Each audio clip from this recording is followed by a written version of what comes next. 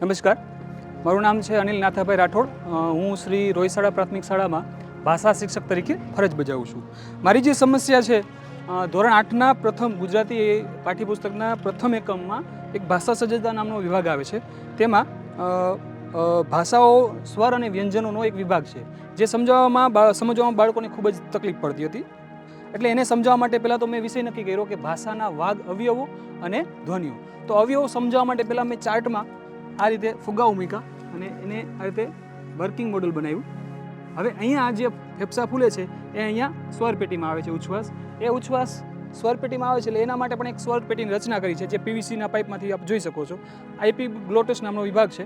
જ્યારે એ બંધ થાય છે ત્યારે ખોરાક અન્નનળીમાં, શ્વાસનળીમાં જતો નથી. હવે અહીંયા આ સ્વરપેટીની અંદર બે સ્વરતંત્રીઓ હોય છે.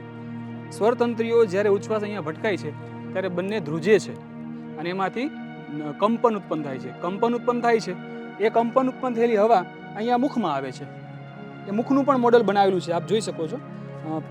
અહીંયા આ જે આપ દાઢ જોવો છો એ માત્ર એક ચણામાંથી બનાવવામાં આવેલી છે અને આ મુખનું મોડલ બનાવ્યું છે. હવે એ જે હવા અહીંયા મુખમાં આવે છે એ અહીંયા ક્યાંય પણ અટક્યા વગર જો બહાર આવે તો એને આપણે સ્વરો તરીકે ઓળખીએ છીએ. એટલે હવા રોકાયા વગર જે ધ્વનિ આપણે બોલીએ છીએ એને સ્વર કહેવાય છે. અને જો આ હવા ક્યાંક મુખમાં અટકે, ક્યાંક એ દાંત પાસે અટકે, તાળવા પાસે અટકે, મૂર્ધા પાસે અટકે, તો એવા જે ધ્વનિઓ બોલે છે એને આપણે વર્ગીય ધ્વનિઓ કહીએ છીએ, જેનો આપ ચાર્ટ જોઈ શકો છો. તો એને સમજાવવા માટે દાખલા તરીકે હોઠથી જે ધ્વનિઓ બોલાય છે અને આપણે ઓષ્ઠ ધ્વનિઓ કહીએ છીએ. તો ઓષ્ઠ ધ્વનિઓમાં મેં હોઠમાં જ અહીંયા ખાનું કોતરીને પાછળ ચક્ર મૂકેલું છે. તો ઓષ્ઠ ધ્વનિઓ કયા છે? તો કે પ, ફ, બ, ભ અને મ. એવી જ રીતે તાલવ્ય ધ્વનિઓ સમજાવવા માટે અહીંયા ખાનું કોતરેલું છે.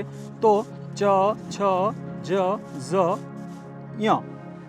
એવી જ રીતે અહીંયા નાસિક્ય ધ્વનિઓ આપ જોઈ શકો છો. તો અંગ, ય, અણ, ન અને મ. એવી જ રીતે દંત્ય ધ્વનિઓ ત, થ, દ, ધ અને ન. કંઠ્ય ધ્વનિઓ ક, ખ, ગ, અંગ. અને એવી જ રીતે મૂર્ધન્ય ધ્વનિઓ ટ, થ, ડ, ઢ અને હણ.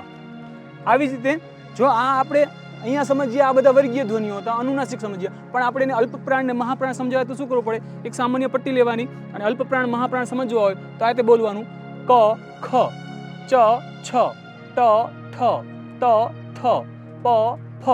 તો જેમાં પટ્ટી ઓછી હલે છે એ અલ્પપ્રાણ છે, જેમાં પટ્ટી વધુ હલે છે એ મહાપ્રાણ ધ્વનિઓ છે.